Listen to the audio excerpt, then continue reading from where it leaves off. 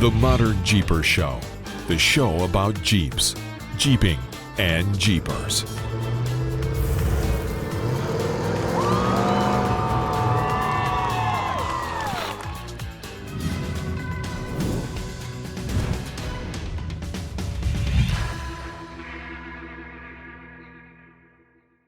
Well, hey, Modern Jeepers is another episode of the ModernJeeper Show with me, Matts from Metalcloak, and Mr. Modern Jeeper, Corey Osborne. Hey, buddy. What's going on? Hey, Rockstar Jeep Girl, Jessy.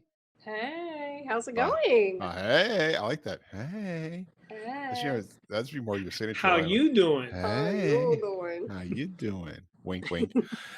I noticed like you finally don't have these two other hanger-ons around. No, we Did finally they finally shook go that. home. We shook that carpet out. Mhm. Yeah. No, it was such a, it was so fun to have Curtis and Philip running around with us for the last, couple of weeks. Yeah. I think they had a really good time in Moab at the end of our event and spent a couple of days over there and got to show. Curtis had never been to Moab before, so That was Wow. a exciting. little bit of wheeling over there with his immaculate ARS setup diesel Jeep. I mean, I think we got some really good pictures, Mhm. and I think they had a really good time, so it was fun. Cool. Awesome. Did you have a good time? Me? Oh, I Yeah. always have a good time. Of course. Of course. I have been, we've been In between the libations. we've been going again now for a number of weeks, and I can tell, coming down on that other side of, gosh, I don't know, it's been 3 or 4 weeks. I feel like we haven't even recovered from Pigeon Forge yet. We've still been on the road and traveling and doing. So we still have Palo Duro this week, and looking forward to Right. getting that done. But yeah, my throat's getting a little funny. Might be time to be at home for a little bit again and do some recovering. Seasons are changing. I tend to get that stupid allergy sickness junk right Mm. when it changed, and I have. So I sound like Cold. I had a I cold. don't know how that works for you when seasons are changing, but they're not really changing because you're in all these different locations every single time. I It's like know. your body It's doesn't get a like- chance to say, "Oh, it's season time." Every time. We were just talking about the thing I saw on Facebook this morning said, well, for everybody out there that it's fall in Texas, and you know what that means? Nothing. That means nothing in Texas because it's still 90+ degrees. So there we go. And what part are you in? What part of Texas are you in right now? We're actually outside of San Antonio. We came down for Jesse's grandbaby's 1-year birthday. It was the first kind of first kind of break we had in between, and we know we were coming down to go to Amarillo and the Palo Duro Challenge, so we kind of swung a little low, got to stop by and see some of our jobber friends, and then we have to actually be back in Amarillo tomorrow. So, But he still hasn't sat down because the honeydew list for 2 young adult girls. Although my oldest, I taught her some things, and she's pretty much like me and she'll figure it out. But the middle one, yeah. So there was a lot of things to get done because they just moved into a new townhouse. So I Corey bet you was the had. That's honeydew what you list thought you were maker. signing out for, huh, Corey? Yeah. yeah. Yeah, so it's new construction. Everybody knows, and it's both her daughters are now living together in a little townhouse, and it's brand new. So none of the door installed right, door opener broke, their washing machine leaked, like all of these things. So I spent the last day and a half fixing things. Yeah. Gee, welcome to your new home. Yeah. What happened to quality control? It's called fast and easy money. Wow. It's weird. It's weird though. It's actually kind of refreshing and nice to be. My brothers are pretty self-sufficient. Yeah. We don't see each other very often, so if we can come down here and spend a day helping them fix things, you have to do that family thing all the time. This whole family thing is kind of new to me. I mean, I'm pretty independent, so it's kind of cool to fix other people's stuff and then leave. See, that's the great uncle thing. That's like, oh yeah, I'm gonna come in here. I'll take care of a few things, be a hero for a moment, and then see ya, sayonara. And then Ciao. I'm gone. Bye. Yeah, when I went to go work for my uncle when I was 17, left high school early and went to go work for him. He like, this is awesome. I get to I get to teach you things. I get to work with you, have you work for me, have you be my slave, and I didn't have to deal with you for the first 17 years. Yeah, he got it. Uh-huh. So you're going through that now. Palo Duro Challenge. So this will be, how many years have you been going to that now?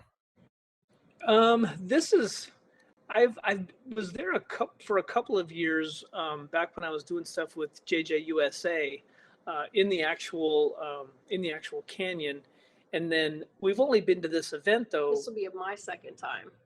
And I think this will be your second time. Yeah. At this particular one, because JJ USA does their own Palo Duro event. Right. Okay. So this is our second time actually doing the Palo Duro Challenge. Yeah. Challenge, yes. Yes. Okay. So yeah, and what's the challenge I think they're part gonna have of it? a pretty decent. It's just kind of what Jeep Exclusive, which is the club up there, kind of named their event. It's not a competition. So it's not like nothing. Like they're not trying to do challenges and stuff to no. They have level trails. You get to sign up. They only have so many people on those trails.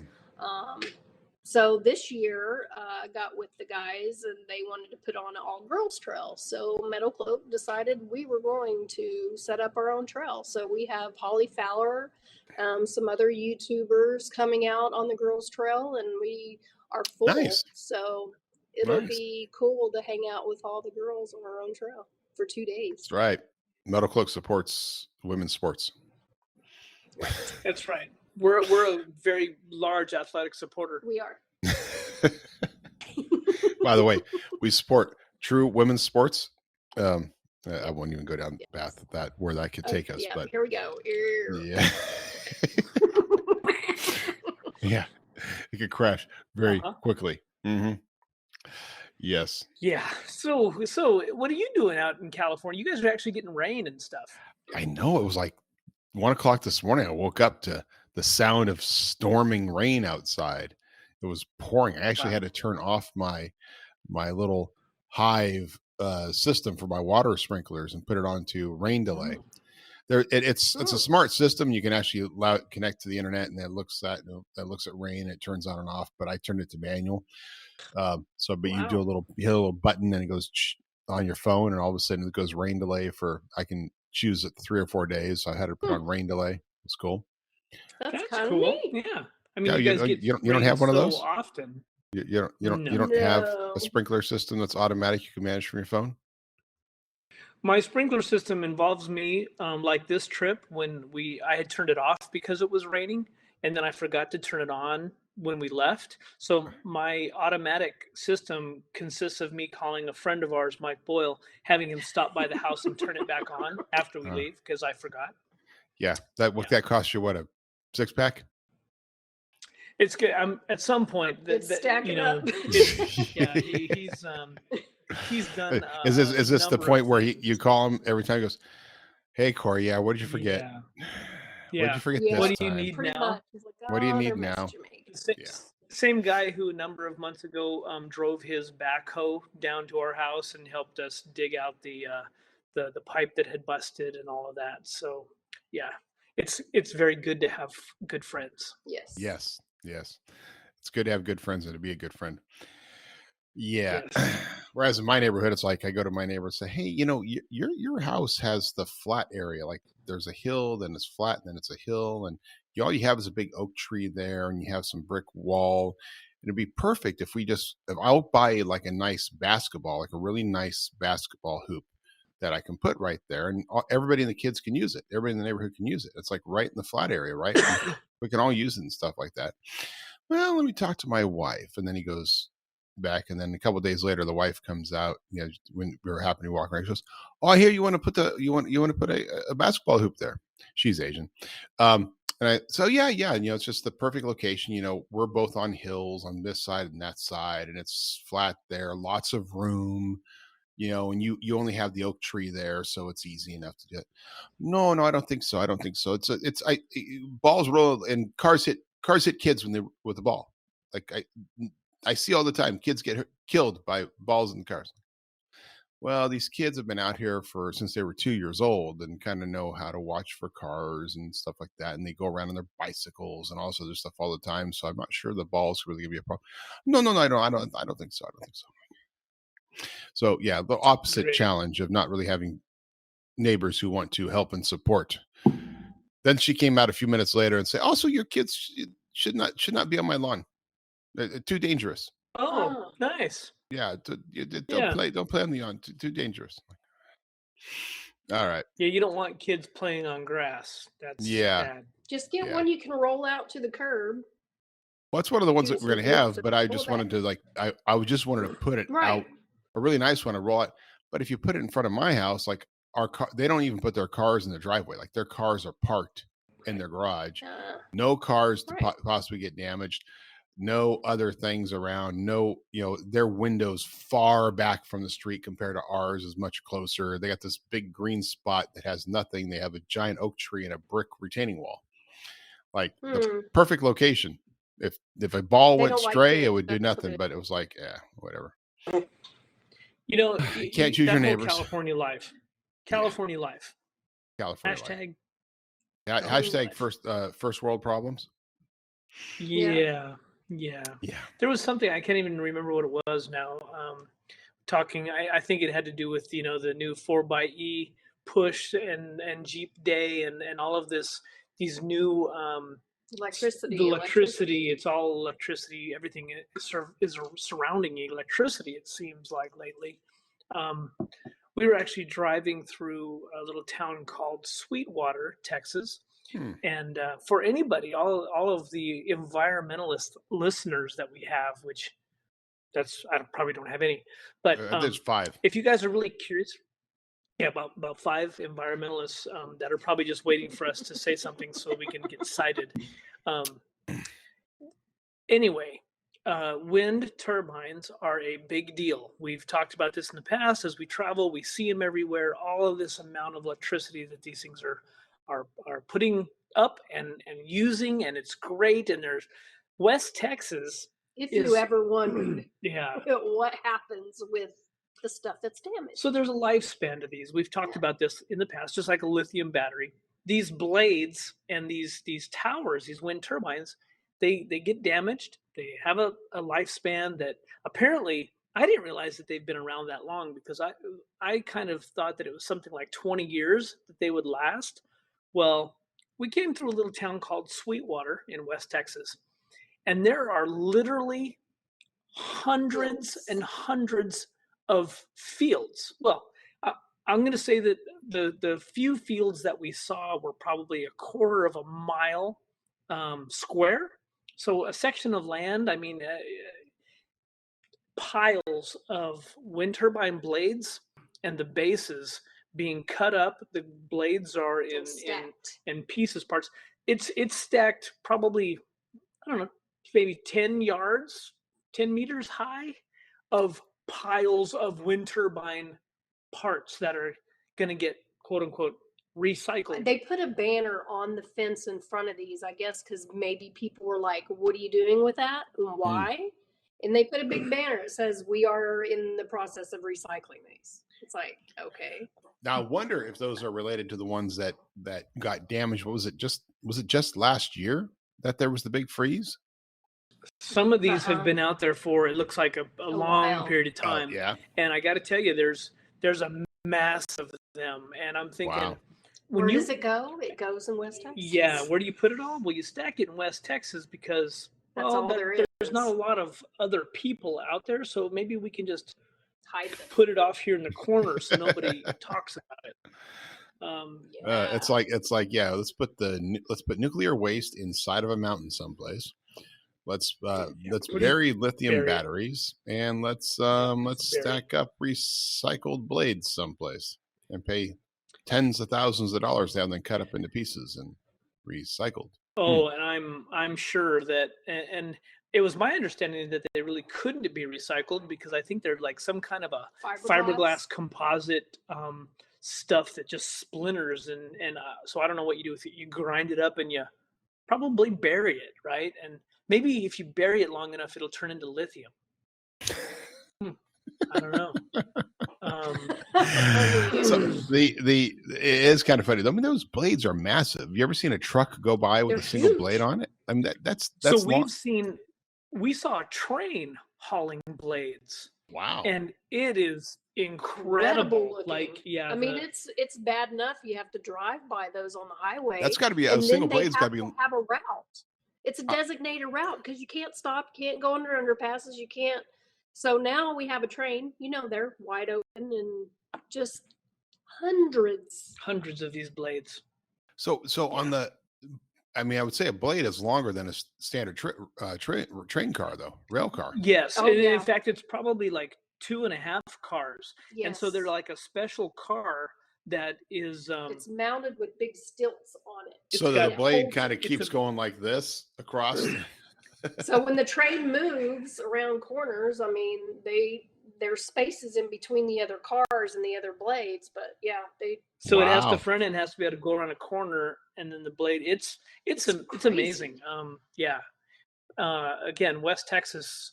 If you guys haven't ever driven through West Texas, well, I don't recommend it. But you should come out and see the. If you're curious about what happens. Just lost all our West Texas fans, by the way. Do what? We just lost all our West Texas fans. I don't recommend it. No, we'll put a link. I'm going to put a link.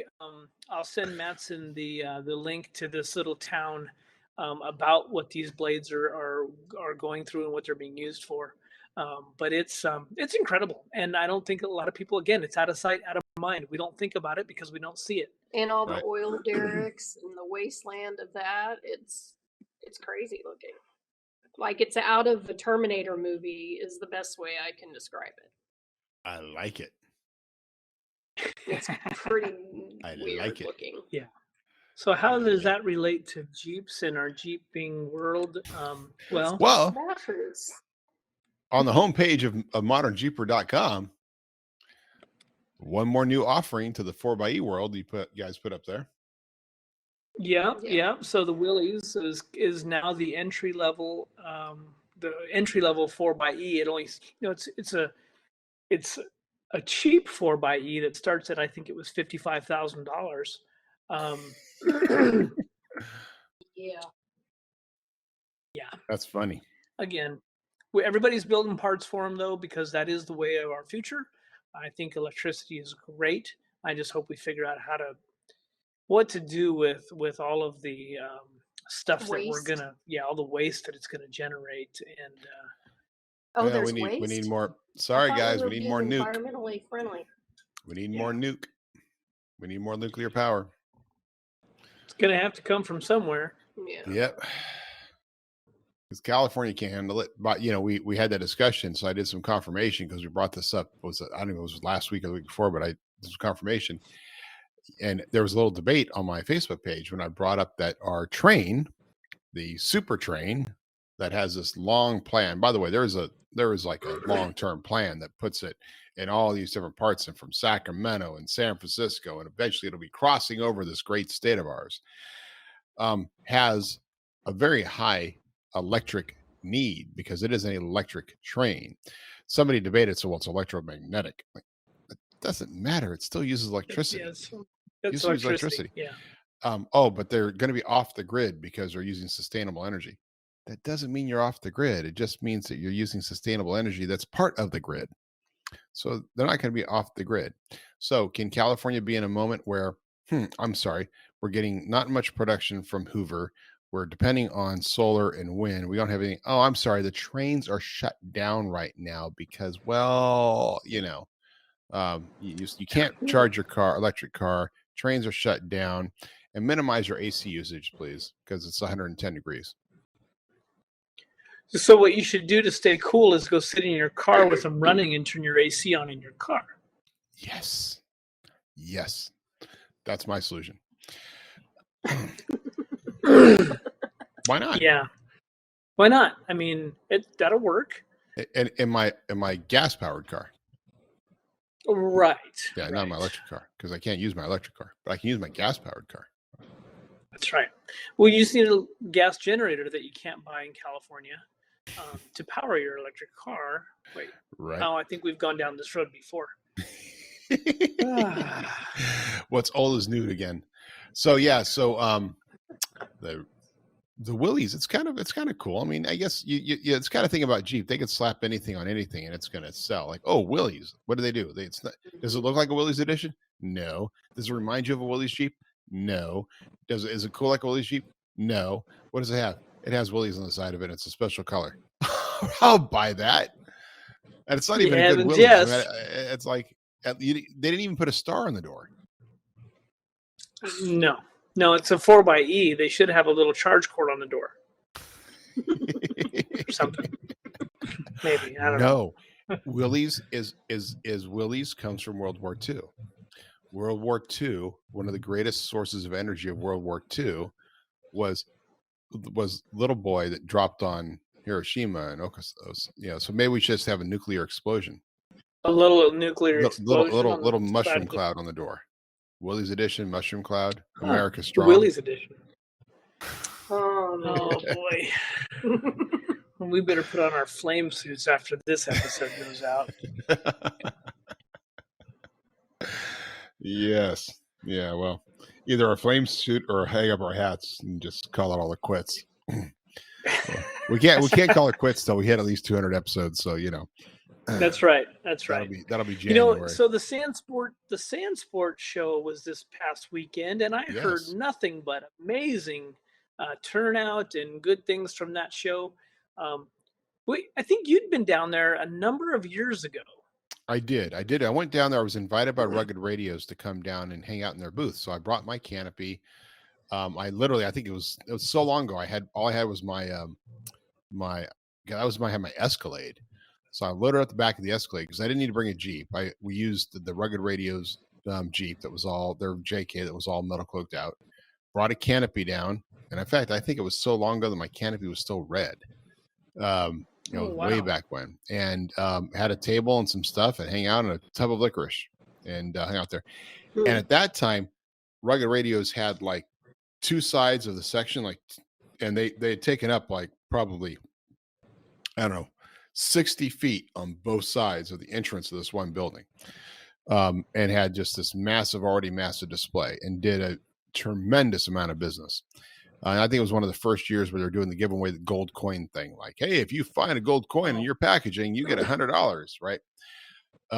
And in fact, the first time I met the guys from Baja Designs, because they were right next door wearing that was back when they used to wear the white scientist jackets. Oh yeah, they were the scientists of lighting. Yeah. So they were there, and it was a great show.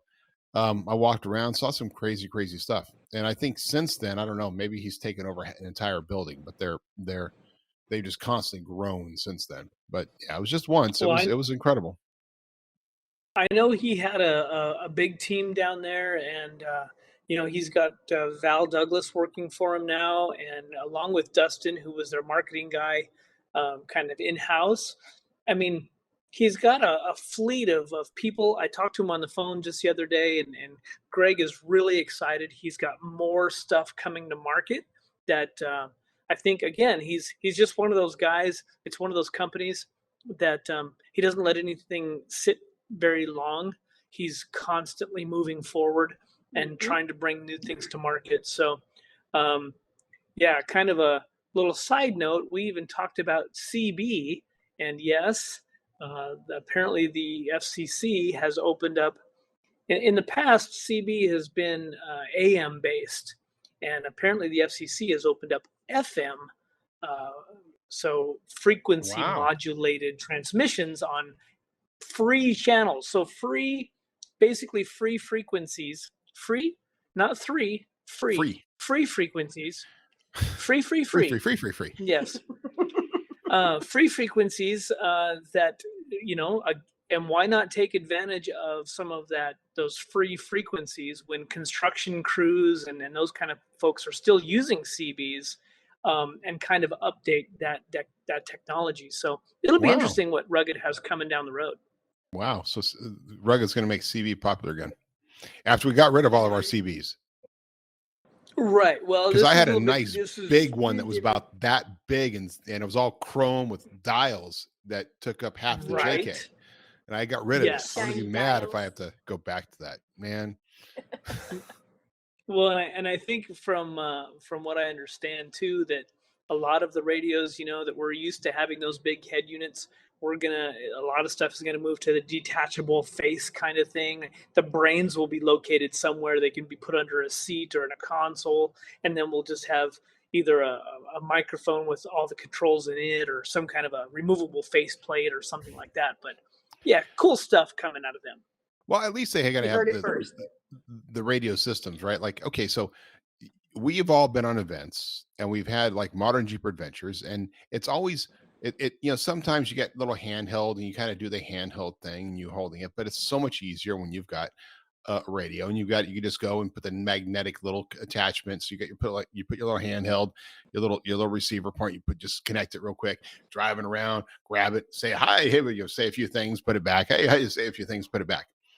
So I was watching, I'm going to do this little movie thing here. I was watching Fast and Furious 7, right? And in there, they're out in some back roads. And this is the one where they took, like, they had a JK that was all up armored or whatever, rig. And then they had I don't know, it was a Charger or something that was, up armored and looks like something out of, that should be running King of the Hammers, and right. Yeah. Transformers. And somehow they're doing all this driving around and doing all this stuff and doing all these fancy moves, and then grabbing their handheld radio and talking into it, and then putting it down someplace and driving, and then be able to grab their handheld radio and make the call. Okay, do it now. 3, 2, 1, go. And then drive, and how does that work where they're grabbing their handheld radio and it's in the exact location that they need it to be when they're about to make that quick decision? All right, Brian, now. There's, come on. Like, what an opportunity for Rugged Radios. Valerie with the market needs to reach out to Fast Furious 7, have them get Rugged radio systems in there. Right. So they're actually the fact that these guys they're having to do everything, they don't have earpieces, they're having to grab a physical black block of a radio, looks like an old Motorola, and go, all right, 3, 2, 1, go. It's just like, come on. Yeah. You'd think that movie would be progressive enough to have adopted some of that technology by now. You would think. Come on. They're talking about long travel suspension being put into a Dodge Charger. They could at least, have decent radios. Right. Hey, Greg, you need to contact Hollywood. I know. That's next. That's next. We need to fix these guys. Yeah. But of course, once again, it's our these are our marketing partners that we. I've said this before, we typically deal with people who do good business, and if they make good products, that's the bonus. And these guys behind some of these companies, Milestar, Warn, Raceline, they all, it's because of that basis. They're all good at business. And then, you know what? Sometimes it takes a little bit of patience, but they come out with some amazing stuff. So yeah, whatever. Shout out to all of them. Yeah. I'm gonna be like, hey, I'll let them know. So Corey said a lot of nice things about you on the show today. I didn't give a crap. Corey said a lot of nice things to you on the show today. All the things that matters for all the things that matters for all of our supporters and friends is that now is crunch time. And if you're listening to this, now is crunch time for the calendar. So you're either on board or you're off board. Either you're with it, that's right, or you're not. You want to be with it? You want to stick with us? With us or against us? You're either with us or against us. It's all about the calendar right now, baby. Yes. Calendar. Yep. Yeah, we need your dates. Pony up. And we need, I've sent out a few emails to our marketing partners, so I'm sure we'll start hearing from them. But if you have an event that is coming up next year, not this year, do not send us an event that you're having an event in a month. Like, it's not going to make it on the calendar. But if it's next year and we don't have it already listed somewhere, and this is the hardest time of year for us because this year we're kind of getting a jump start on the calendar for next year. We'd like to have it printed far earlier than we had in the past. And I get it. A lot of you guys don't you don't come up with your dates. You don't plan that far ahead. So guess what? We're going to just make dates up. And then you have to do what dates we put your event on the calendar. So we're just going to put the same, we're just going to go too. throughout the calendar. We're just going to assign you the same weekend you did last year. Just it's going to be moved. Yeah, that's right. If it was, Yes. if that date moves over, it's just going to reassign it. You're going to do the same weekend all throughout the calendar. That's right. If you don't let us know now, that's where it's going to be. And it's going to be on you if you don't have a way of handling that. Because like, you know, we're just going to be there. That's right. Because we can't sell the calendar. We're just going to show calendar. and people are going to show up to your event. If you have your event on the wrong date than what we put on the calendar, we're all going to be there and nobody else is going to be there. People will be really confused. So it'd just be beneficial if you just go ahead and give us those dates now. Yes, so Modern Jeeper is now starting a new business. It's called event planning. But what we're doing is we're planning the date you have to do something. So we're going to set up the entire, and we're going to coordinate all the events across the country to make sure that everybody is in a good date and we don't have any crossovers happening. And then that's your date. Figure it out. Yeah. Yeah. If there's an overlap, we're really sorry. We're just going to spread those things out. And it's just the way it has to be. Just figure it out. You're smart people. Yeah. If you guys have pulled permits and stuff and all that kind of stuff, well, we're sorry. You're going to have to rearrange those dates. Mm-hmm. And we'll let you know. We'll send you a calendar and let you know when your date for your event is happening.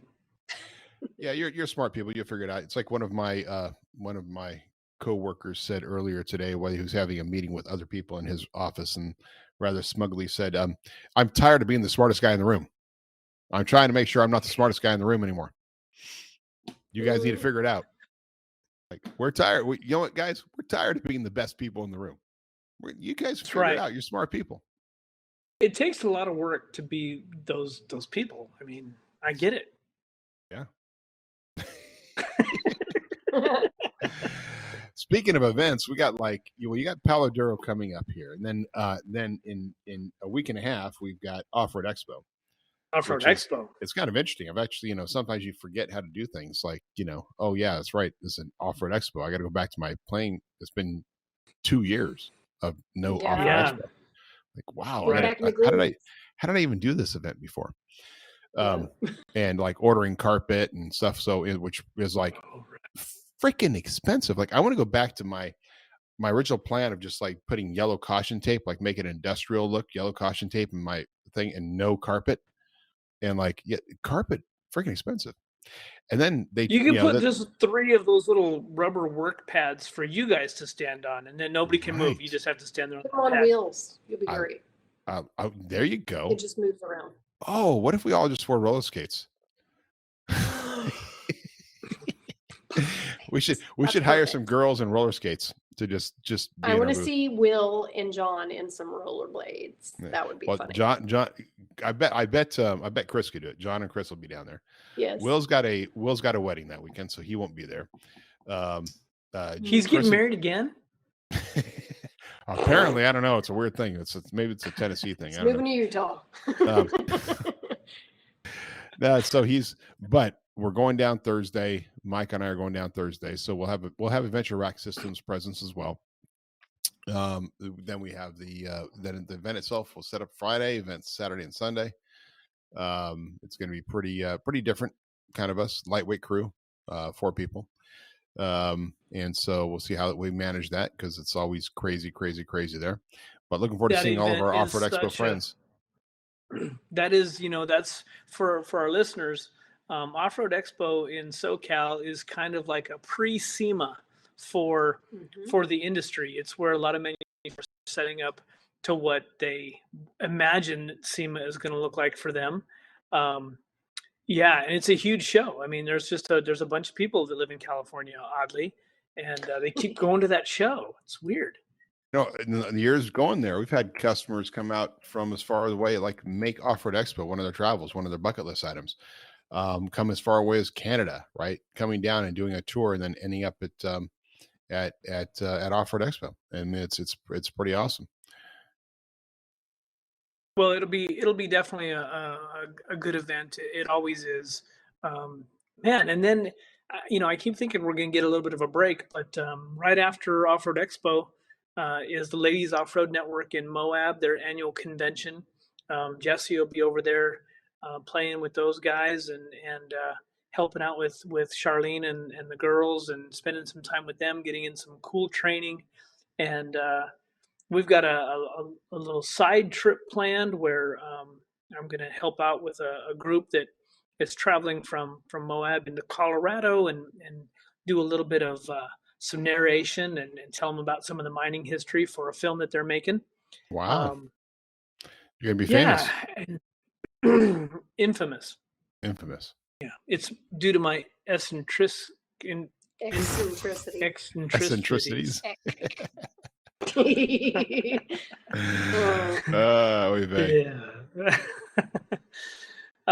then after that, then it is SEMA time. It's SEMA time. It's hump and bump. It's pre-running Death Valley. We have registration is up. I just reworked some of the posts on social media. Created another that is a 2-trip event, so there's 2 different dates if the one doesn't work for you. And then of course, we still have to put like Jeeps and stuff back together from the last month of being abused off and on road. So you don't abuse your Jeeps. What are you talking about? It's always something. Always something. Speaking of something, Curtis had a lot of something going on with his. Yeah, Really? Curtis in that diesel ARS rig, Jeep is now telling him that they need to replace the wiring harness. Whoa. Which is a body off project. It's a continuous harness. He was having all kinds of issues with lockers going off and on and electronics going crazy. Like gremlins. Yeah, took it into the dealership and they want to replace the harness. So again, they gave him some info to try and trace it a little bit to see if he can figure it out, but I don't know what the end result's going to be at this point. He was sending me pictures of the Snazberry Gladiator and said that they weren't making the Snazberry anymore, that he'd have to get high velocity. And I was like, oh, no. What? No. So I don't know what's going on with him. I haven't been so busy that I haven't figured out what he's doing his next steps with. So. Yeah. Interesting. Again, all these electronics that folks are, I know that there's a lot of it seems to be one-off issues, though. I know there's some problems out there, electronics. There's always going to be problems. But hopefully these are isolated incidents and not something that's going to be signs of things to come. Yeah, hopefully not. But he helped me. Corey, Philip, and Curtis, I put those guys to work putting all the parts I had on Funshine. So everything that I've had in my driveway is now on Funshine, and he's found different similarities. I just love that name. I just love that name. Funshine. It's fun. It's shiny. It's Funshine. That's so cool. There's like a neon beacon in all the pictures. So I got that a lot on the trail. Well, you're bright. Oh, you were the one with the bright Jeep. Yeah. Mm-hmm. Funshine. I like that. Suncloak and Funshine. Yep. Fun cloaked. Fun cloaked. Ooh, I've been fun cloaked. Yeah. Here he goes. I don't know. That No. sounds kind of weird. No. That takes us down an eccentric path. Maybe. So, we never did keep up with our drinking games. No, we didn't. No, we didn't really have a code word. And to be honest, the thought of swallowing was bad enough that the whole thought of drinking is just wrong. Can't drink anything, huh? He just needs to start pounding some whiskey. Maybe that'll help. I'm sure our listeners are creative enough, though. They can probably find some little tick that we do in every single episode and drink to some word we say over and over and over. I think the word for this week should be eccentricity. Well, that's not going to happen much. I can say that. That's weird. Eccentricity. Eccentricities. So Corey has a few eccentricities. Well, it's with all certainty. Certainty, yes. Certainty, yes. Which was your word from this morning in our conversation. It was. I've been listening to, and I've kind of said this on Mornings with Matsonian live. That Mike Rowe. I started listening to a lot of Mike Rowe podcasts, and fantastic. I mean, his baritone voice and his Dirty Jobs. Yeah, he's dirty, and he's more than just that guy, right? If you watch Dirty Jobs, you'll see this guy do this show, and he's been doing it for 20 years, right? And I had no idea Dirty Jobs has been going for 20 years, but it's still going. But when Mike Rowe actually starts talking and actually you're like, he's a highly intelligent man, highly talented guy. Used to sing in the opera.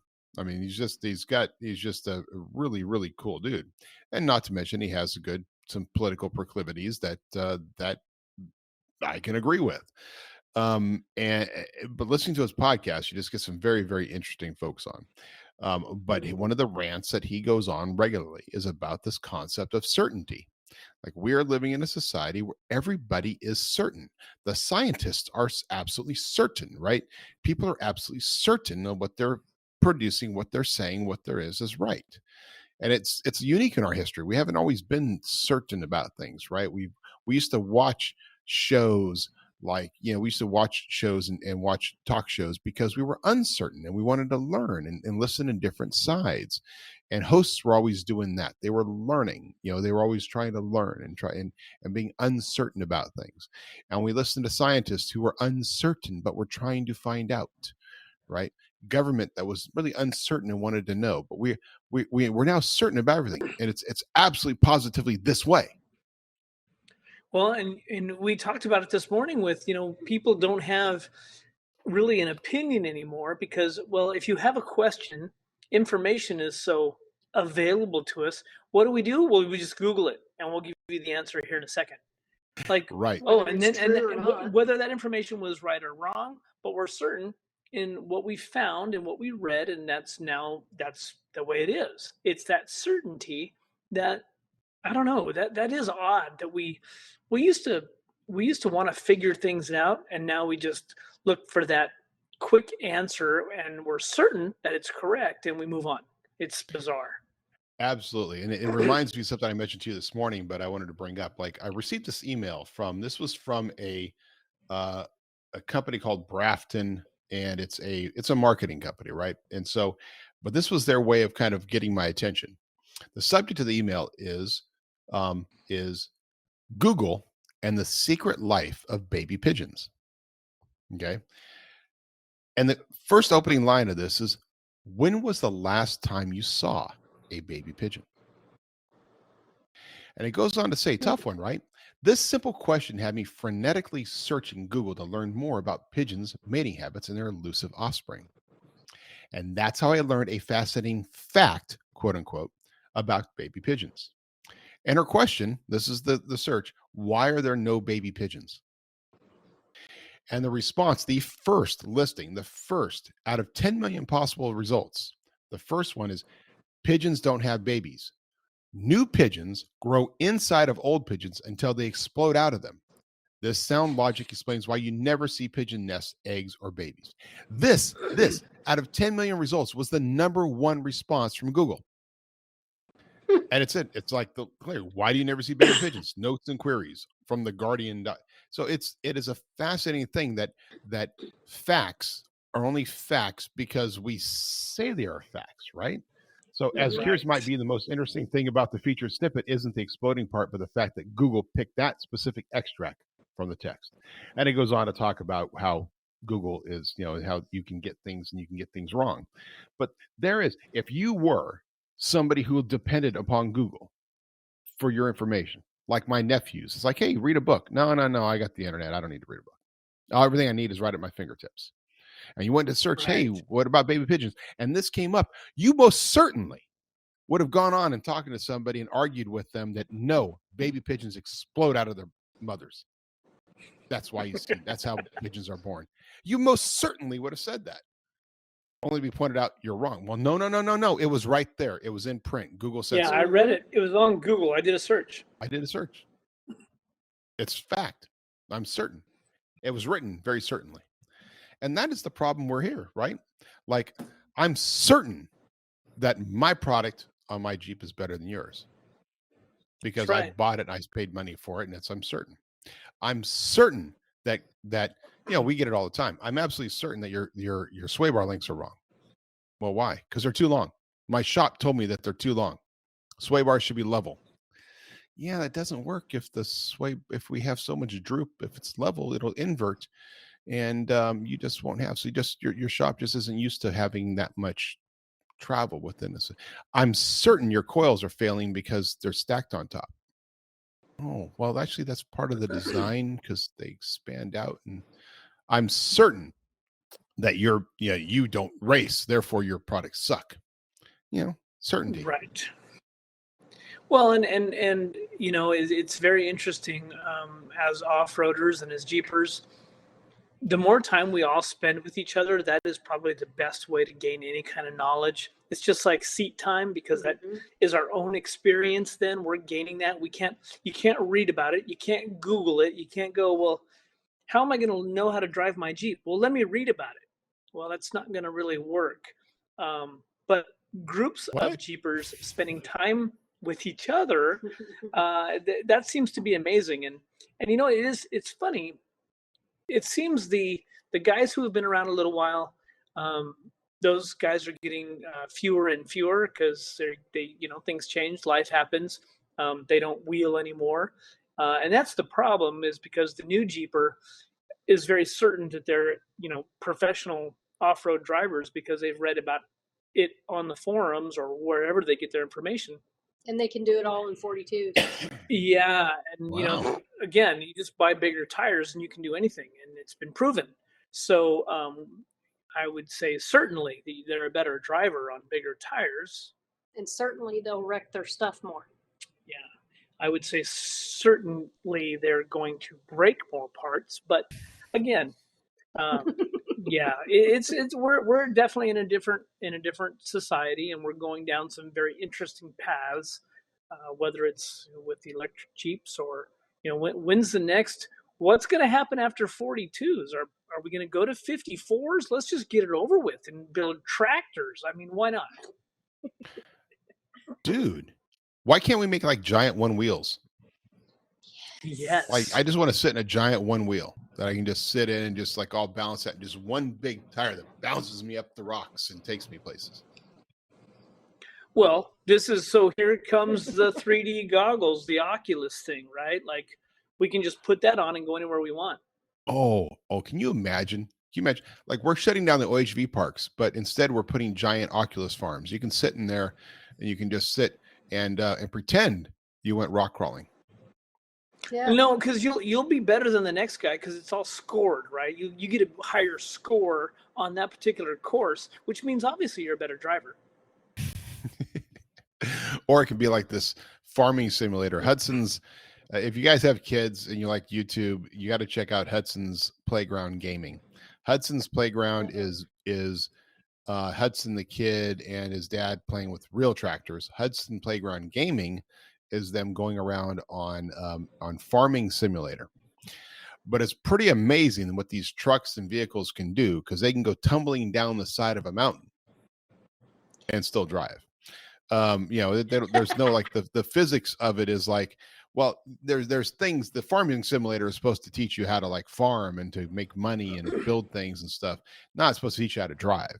But if you're driving your fifth wheel on an off camber mountainside, being pulled by your dually and just drive that entire thing up the side of a mountain and it kind of slips off and goes and you tumble, it's okay. It just flattens out and you just keep driving it.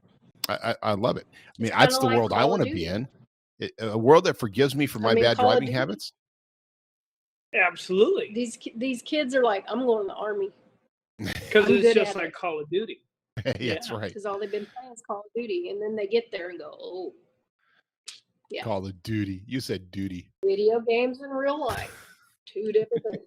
It's that whole consequences thing, right? It's consequences. Right. It's nothing can happen to me. I'm in my little bubble of life. So yeah. Well, didn't they do a special on how they were teaching people how to play golf?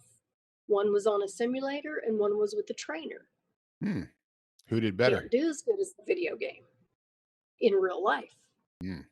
So if you're driving in a video game, doesn't mean you can drive in real life. Totally different. And you have consequences, like you said. Now, okay, when I was in high school, we had a single wide portable building out in back of our school, and in there was 10. I think they had 10 simulators, right?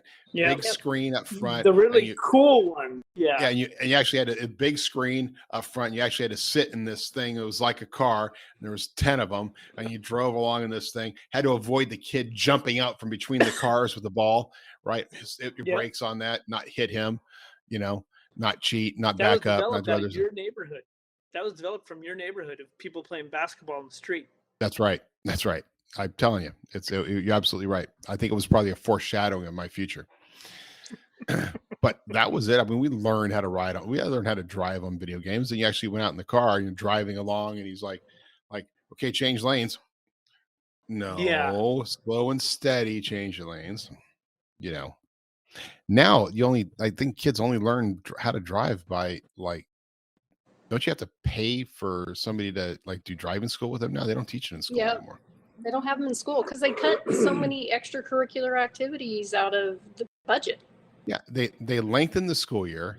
They cut things out. What did they replace it with? Sex ed? Trans ed? What? No. I mean, I'm sorry. No. We're not going down that path. PE. They don't even do that anymore. They don't do that. Yeah. I think one of the schools I went to, they filled the swimming pool. The swimming pool got cemented in because they didn't want to do that kind of stuff anymore. Pretty lame. That's just sad. That's sad. Just lame. Lame people. Stupid people. Wow. Yeah. Been all over the place. So anything interesting that we wanted to cover, we didn't. By the way, hats off to the guys that do Sand Sports Super Show. It's the same group that does Off Road Expo, and I've been kind of dealing with them last couple of days on things, recognizing that they just came back from. They're literally I talked to a guy today. He's hanging out at Sand Sports Super Show, waiting for a truck to arrive so they can offload it, so they can get rid of some equipment or ship some equipment, but the truck's a day late. So he's having to hang out there, go through while they've got in 2 weeks, they got their next big event. So it is back to back from Sand Sports Super Show to Off Road Expo. 2 amazing events, and just hats off to the guys at Bonnier Group. Hats off to everybody who does those events, and to Event Hype, I think, is the name of the group that does the services that charges a hell of a lot of money for carpeting. I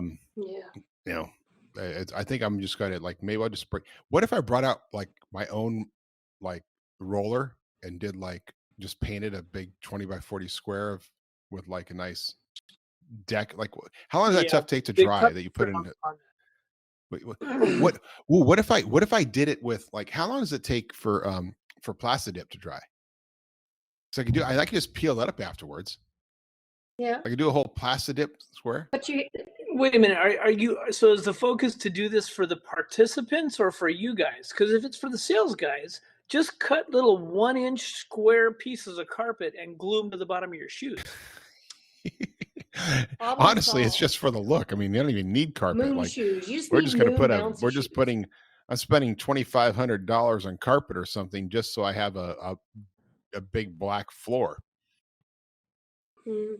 Probably it's maybe I shouldn't. Maybe I should just no carpet and just have cement down there. Shoes. But again, I'm thinking here's my next thought. My next thought is that since you're spending so much on carpet, what if you roped it all off and had one entrance and people had to take their shoes off and then could cruise around on the carpet in their socks, and then come back and hit a button and party. And provide power for my laptop. Yes. Static electricity. See, it comes around. You could generate a bunch of static with the socks on the carpet, and then they could energize things as they left. Yes. Energize things as they slept. Oh man. Yeah. You guys understand that these events for us to come out and do stuff, they're expensive. There's a lot of cost involved in just going and setting things up and putting things. It is definitely interesting. But well, and that goes along for all the manufacturers that go to these events, and even including, we get so many requests. Hey, can you bring the CTI trailer out this weekend? Sure. Where are you at? Well, we're in New Jersey. Yeah, Thanks. we'll be right over there. I mean, I think it's funny that there is no realization like, well, how would those costs get recouped? And it's very interesting to me that people's perception of, well, if we had an electric car, we could pull the CTI trailer for free. No, that doesn't work right, does it?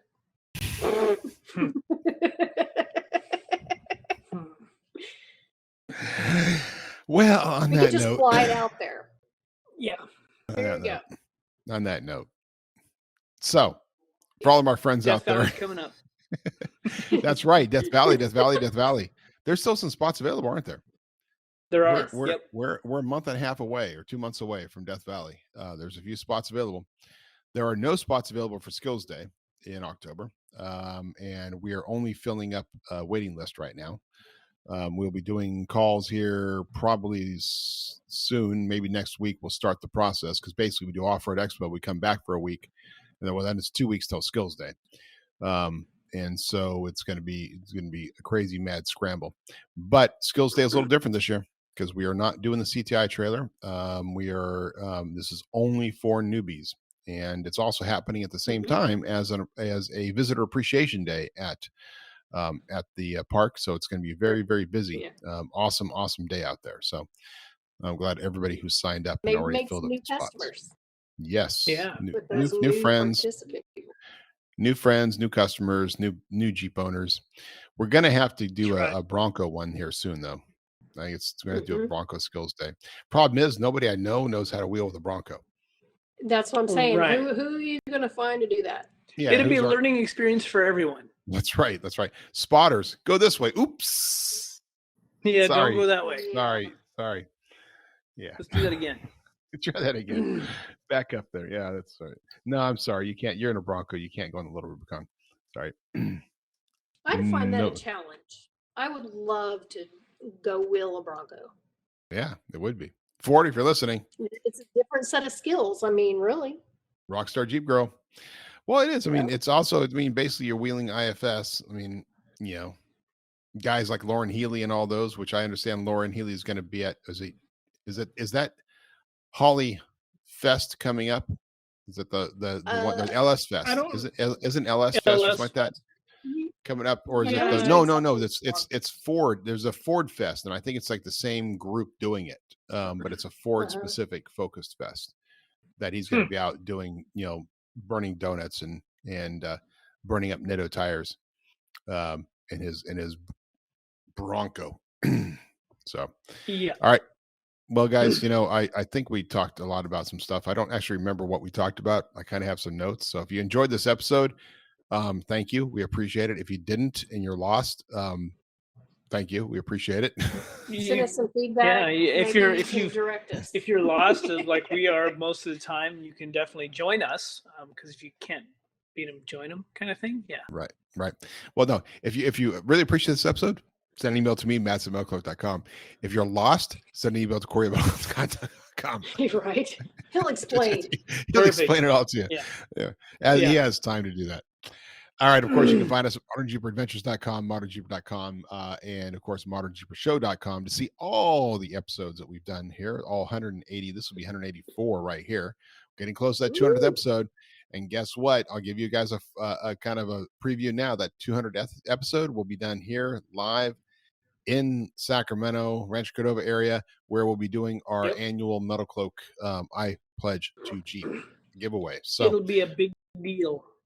You know what? We haven't started. We need to do this, buddy. Like it's time for the Modern Jeeper giveaway. Like we usually do the Modern Jeeper giveaway starting around this time of year. It's getting close. Yeah. The $5,000 whatever giveaway. We got to work on that. So it's in my notes. All right. Maybe I'll be able to talk better next week. Maybe you talked fine. Couldn't tell. Yeah. It wasn't hoarse. Didn't sound like you you may be He in was doing pain, but you sign covered up language it well. yesterday. It was sign language and nodding yesterday. Yesterday I was whispering. Where he's like, not talking. Right. Well, All we're right, glad buddy. you set up. Me and the duck say hi, quack, quack. Quack, quack. And for all others, we'll see you on the trails. Cheers. See ya.